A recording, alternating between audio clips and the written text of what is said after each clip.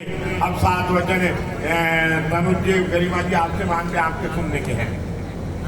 पहला वचन ये कह रहे हैं कि मम चित्तम, हमेशा आपको मेरे चित्त के अनुकूल रहना पड़ेगा।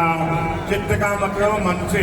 ये कह रहे हैं व्यापार में कोई टाइम लाभ हो जावे, और मैं खुशियां बना रहा हूँ, नोटों की बड़ी अटेचियां कर लाया हूँ, और आप दूसरा मांगने में मुंह सुझाने में मैं आपको मनाने जा रहा हूँ उस कोने में, और उस कोने में बकरी है, उस कोने में मनाने जा रहा हूँ उस कोने में बकरी है। ऐसा कतई नहीं होना चाहिए। और ये कह रहे हैं व्यापार में कोई टाइम नुकसान हो जावे, क्योंकि व्यापार में महाराज कोई टाइम नुकसान भी हो जाता है, और मैं चिंतामग्न हो रहा हूँ, परेशान हो रहा हूँ, विचारों में खो रहा हूँ, और आप हंसने लग जावे। ऐसा कतई नहीं होना चाहिए। ये कह रहे हैं पत्नी को तो पति का रुख देख कर ही बात करनी चाहिए। अगर ये आपको दिन में ये कह दे कि मैं अभी रात है, तो आपको रात माननी होगी, और रात को ये कह दे कि मैं अभी दिन है, तो दिन मानना होगा। कहने का तात्पर्य है, समझाने का तात्पर्य है कि आपको सदैव इनकी आज्ञा का पालन करना पड़ेगा। दूसरे दिन क्या इनका मूड सही हो, जब पूछ सकती है कि आप कल दिन को रात बताते, कोई पेपर नहीं डॉक्टर की कहीं क्या, लेकिन एक बात ये कहना वचन है।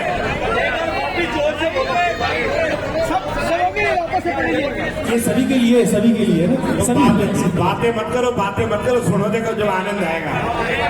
दूसरा वचन ये कह रहे हैं कि मम वित्तम, कि मेरे घर में जो भी धन वैभव है उसी के अनुसार आपको रहना पड़ेगा। अर्थात जिस प्रकार से मेरे माता पिता रहते हैं, मैं रहता हूँ, उसी प्रकार से मेरे घर में आपको रहना पड़ेगा। ऐसा नहीं कल में जाते ही कह दे कि मेरे लिए तो जगवायर गाड़ी आवे या मर्सडी आवे, जब मैं आपको खाना खाने दूं, और जब मैं खाना खाऊं, नहीं आज से अपनी भूख हड़ताल। ऐसा नहीं किसी शादी में गए, अनाप शनाप गहना देख लिया, और आते घर पे दूसरा मान लिया कि मेरे तो वैसा ही गहना हो, जब मैं आपको खाना खाने तो नहीं खाऊं। ऐसा कतई नहीं होना चाहिए। ये कह रहे हैं कि मेरे घर में जो भी धन वैभव है उसी के अनुसार आपको रहना पड़ेगा। ये दूसरा वचन है। तीसरा वचन ये कह रहे हैं मम नाम नाम में, कि मेरे परिवार में जो भी है उनकी आदर सत्कार करना आपका सदैव कर्तव्य रहेगा। जिस प्रकार से आप अपने माता पिता के घर में माता पिता का, रिश्तेदारों का सम्मान करते थे, उसी प्रकार से मेरे घर में सभी रिश्तेदारों का आपको आदर सम्मान करना पड़ेगा। ये तीसरा वचन है। चौथा वचन ये कहते हैं उद्याने, अकेले किसी को बाग बगीचों में, थिएटरों में, क्लबों में, जहाँ मदिरा पान होता है वहाँ ऐसी जगह नहीं जाना चाहिए। कहीं भी आपको जाना हो, देखने का कोई शौक हो, तो इनको साथ लेके जावे, इनके साथ जावे, अकेले किसी को नहीं जाना चाहिए। ये चौथा वचन है।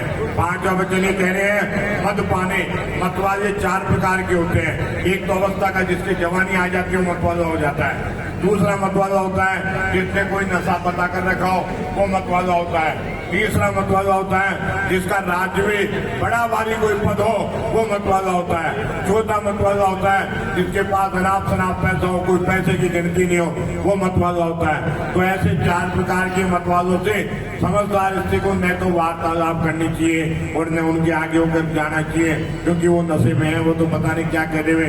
तो ऐसे ध्यान रखना चाहिए। ये 5वां वचन है। छठा वचन ये कह रहे पिता गृह गमने, कि पास में तो ससुराल है और पास में पियर है, तो मान लो ससुराल में कोई टाइम ननद भाई से गवासुनी हो जावे, तो ये नहीं तुरंत ऑटो रिक्शा किया और पियर में आ जावे।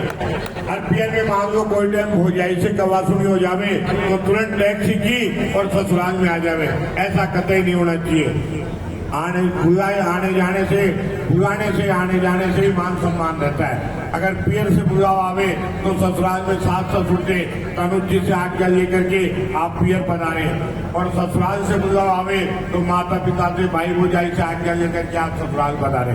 बुलाई के नहीं आने जाने से स्त्री का मान सम्मान रहता है। छठा वचन है।